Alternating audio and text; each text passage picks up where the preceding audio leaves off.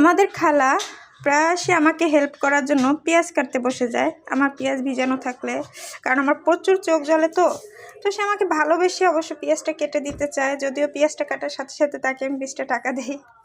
তো তার পেঁয়াজ কাটা আমার কখনো পছন্দ হয় না শুরু থেকে যখন সে কাটতো, কারণ পছন্দ হতো না। তার একটা কারণ হলো এই যে এই কয়টা পেঁয়াজ কেটেছে আর এতগুলো পেঁয়াজ ফেলে দিয়েছে।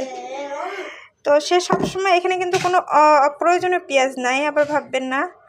কিন্তু আমার না মানে সে আর সব আমি উঠাতে পারি নাই, ময়লার জড়িতে ফেলে দিছে। তো একটা পলিথিনে ছিল, পলিথিনটা আমি এটা বাছলাম যে আমি যখন 2-3টা পেঁয়াজ কাটি তখন আমার হাঁড়ি ভরে যায়, আজকে এক হাঁড়ি পেঁয়াজে এতটুকু পেঁয়াজ কেন বের হলো। তো এই জন্যই ওনার পেঁয়াজ কাটাটা আমার ভালো লাগে না। আসলে আমরা আলালের ঘরে দুলাল ছিলাম না, তারপর অনেক যত্ন ছিলাম, কোনোদিন কোনো কাজ করি না। কিন্তু ওনারা এত বাসায় কাজ করার পরেও যে ওনাদের পেঁয়াজ কাটা এত বাজে হয়, তারপর এত বড় বড় হয়, সেইটা কোনো প্রবলেম না। কিন্তু এই যে এতগুলো পেঁয়াজ ফেলে দেয়, আমার খুবই খারাপ লাগে। পেঁয়াজের যে দাম,